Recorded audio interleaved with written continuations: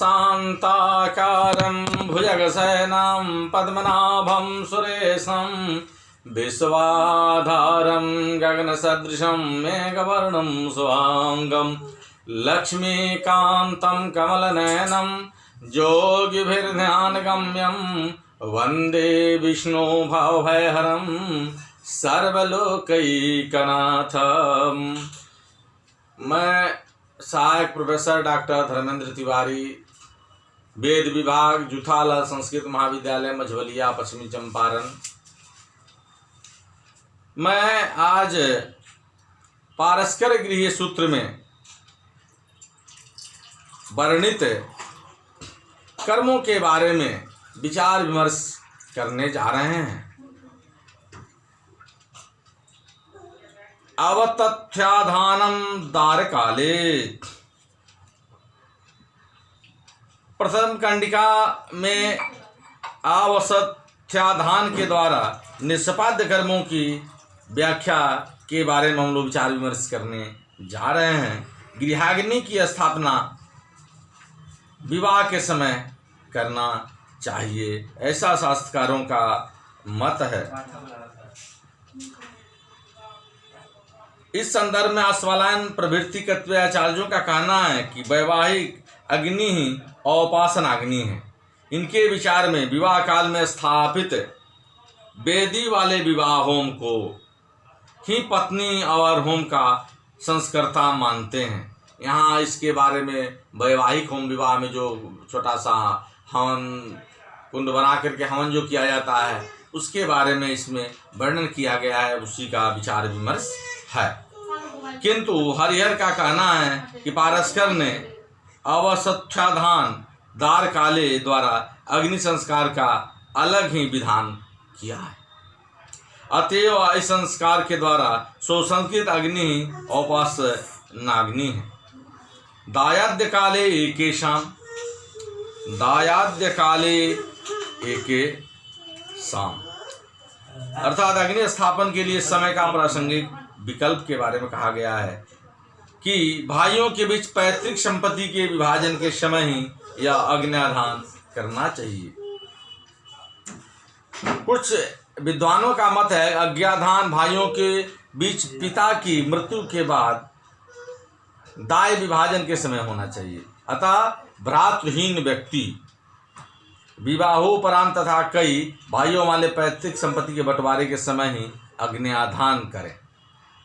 कर्काचार्य का कहना है और जयराम का कि निष्कर्षात्मक व्यवस्था है, क्योंकि भर्तृयज्ञ भाष्य के अनुसार पिता प्रदामादाय निष्क्रामति। अग्न्याधान के संदर्भ में दो परस्पर विरोधी मतों के बीच सामंजस्य स्थापित करने का प्रयास कर्क और जयराम का इस प्रकार है कि अभ्रातृकस्य दार काले भ्रातृमतो दायाद्य काले, ऐसा कहा गया है। वैश्यस्य बहु पशुर्गृहादग्नि माहृत्य। अग्नि स्थापन के लिए कहाँ से आग का आहरण करना चाहिए, लाना चाहिए, इसके बारे में हम लोग विचार करते हैं। अत्यंत धन संपन्न वैश्य के घर से आग लाकर चातुष्प्रास्य पाक की तरह अग्नि स्थापन करना चाहिए। यानी विधि से अग्नि स्थापन करना चाहिए। इस संदर्भ में गोभिल प्रभृति कतिपय विद्वानों का कहना है कि यदि वैश्य के घर की आग उपलब्ध न हो तो गाजे बाजे के साथ वेद मंत्रोच्चार करते हुए भंग भुजे अथवा बहुयाजी ब्राह्मणों के घर से भी आग लाई जा सकती है। इसके बाद 5 भूमि संस्कारों के संस्कृत यज्ञीय भूमंडप में उस आग को रखकर ब्रह्मावरण तथा ब्राह्मण भोजन के बाद यथाविध कर्म प्रारंभ करना चाहिए, ऐसा पारस्कर का मत है। चातुष्प्रास्य पचनवत सर्वम, यानी श्रौत कर्म साधनभूत आग में 4 याज्ञिकों के भोजन योग्य पाक की तरह सभी कर्म यहाँ करना चाहिए, ऐसा प्रावधान है। अस्मिन् चातुप्रास्य मन 4 याज्ञिका प्रासनन्ति भक्षयन्ति अस्मिन कर्मणि तत् चातुष्प्रास्यम, अर्थात 4 याज्ञिकों के भोजन योग्य कर्म को चातुष्प्रास्यम कहा जाता है। तदर्थ जत पचनम, माने इसके लिए जो पाक क्रिया है उसे ही चातुप्रास्य पचन कहा जाता है। तद्वद सर्वम, माने उसी तरह सभी कृत्य करना चाहिए। कर्काचार्य का कहना है कि पारस्कर ने पूर्व पक्ष के रूप में इसे उपन्यस्त किया है, यह उनका सिद्धांत नहीं है। श्रोत्राधान में चातुष्प्रास्य पचन देखा गया है, इसी तरह यहाँ भी अग्निमात्र का उपाधान कर आधान करना चाहिए। यह मत भी एक देशीय ही है, क्षेत्रीय ही माना जाता है। अरण्य प्रदान में के अरण्य अग्नि में ही यज्ञ का करने का विधान है, यही कहा गया है। यज्ञ की आग उत्पन्न करने के लिए अरण्य का प्रदान अर्थात उपादान किया जाए, ऐसा ही आचार्य का मत है कि अरण्य के द्वारा अग्नि मंथन के द्वारा अग्नि का स्थापन किया जाए, वह सर्वश्रेष्ठ माना गया है, उसी की सबसे ज्यादा प्रधानता है। समी की लकड़ी का टुकड़ा जिसके घर्षण से यज्ञ के अवसर पर आग उत्पन्न होती है उसे अरण्य कहते हैं। समी के पेड़ पर स्वतः उत्पन्न पीपल की वह डाल जो पूरब की ओर फैली हुई है, अग्नि मंथन के लिए उसी की लकड़ी से अरणी बनाई जाती है। यह अरणी 24 अंगुल लंबी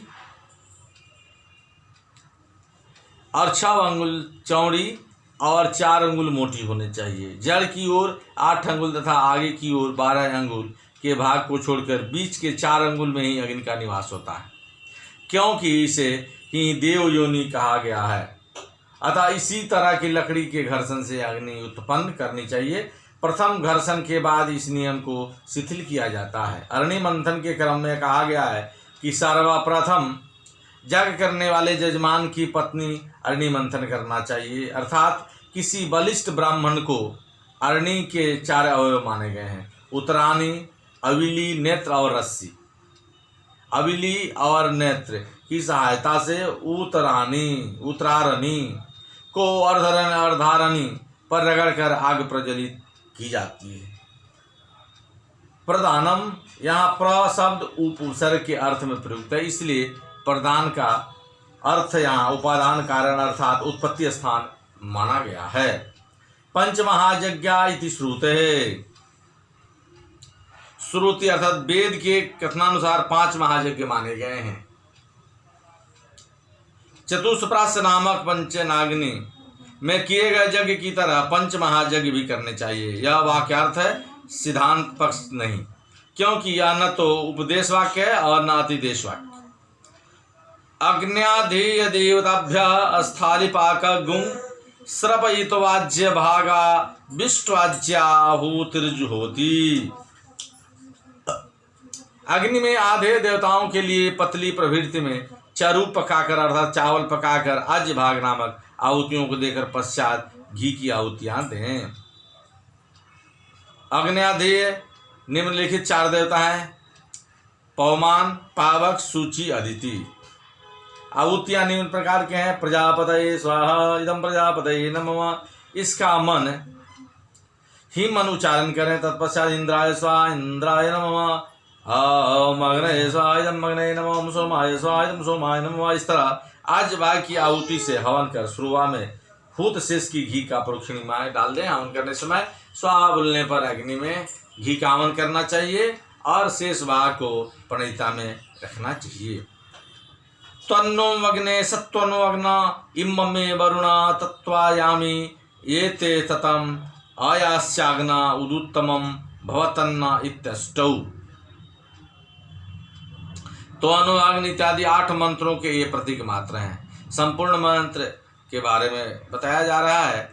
अम तन्नो अग्ने वरुणस्य विद्वान् देवस्य हेडो अवयासे शिष्टाः ज्येष्ठो बह्नितामाः स्वशोचान विश्वाद्वेखा गोंसे प्रमुमुग्धस्मात् स्वाइदम अग्नि वरुणाभ्याम नमः।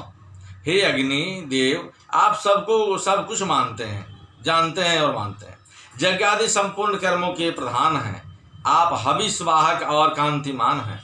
आपकी कृपा से वरुण देव मुझ पर प्रसन्न हो। आप हमारे संपूर्ण दुर्भाग्य को हमसे दूर करें और सौभाग्य को प्रदान करें।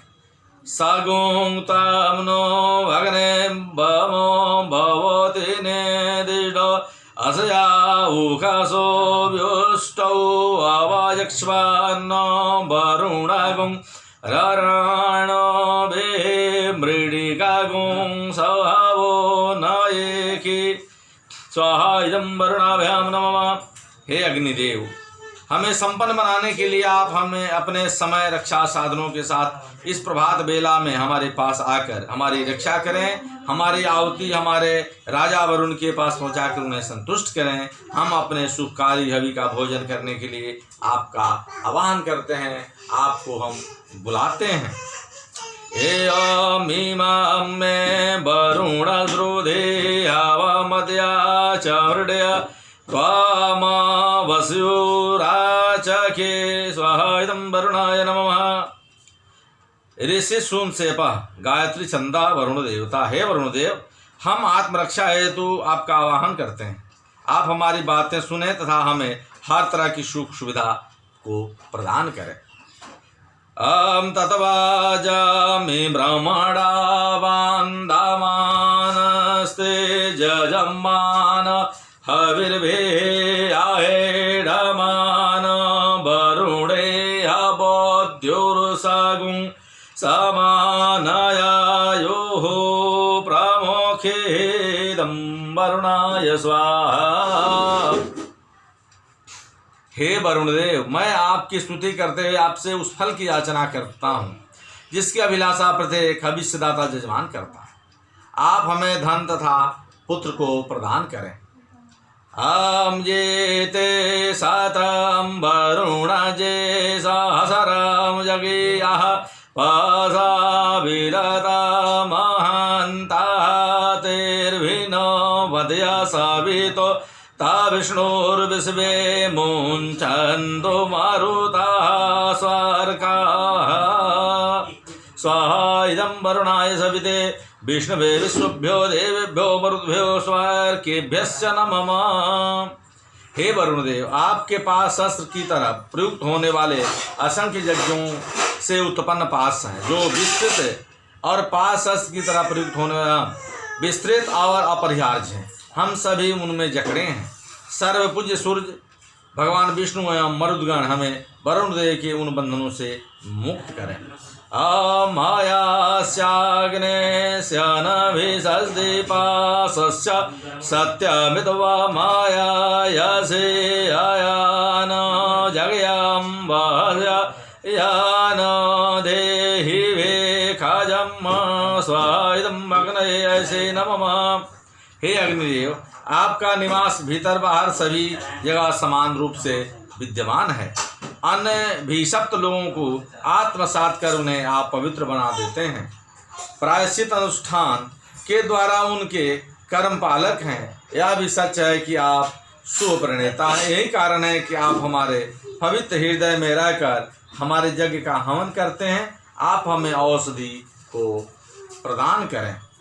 अमोदुतमं वरुणपाशमस्मद्वाधर्म विमध्यमां श्रद्धया यथा वयं मदितव्रते तवानागासो अदितयस्यां स्वाहा इदं वरुणाय नमः। हे वरुण देव, आप सभी प्राणियों को बंधनों और संतापों से मुक्त करने वाले हैं। हमारे मस्तिष्क और कंठ प्रवृत्ति उत्तमांगों तथा कमर आदि निम्न अवयवों में पड़े जाने के बंधनों से छुटकारा दीजिए, जिससे आपराधिक मनोवृत्ति से मुक्त होकर हम अपने अनुष्ठानों को संपादित कर सकें, संपन्न हो सके। हे आदित्य नंदन वरुण, आप हमें दैत्य रहित खंड ऐश्वर्य पाने का अधिकारी बना देवें।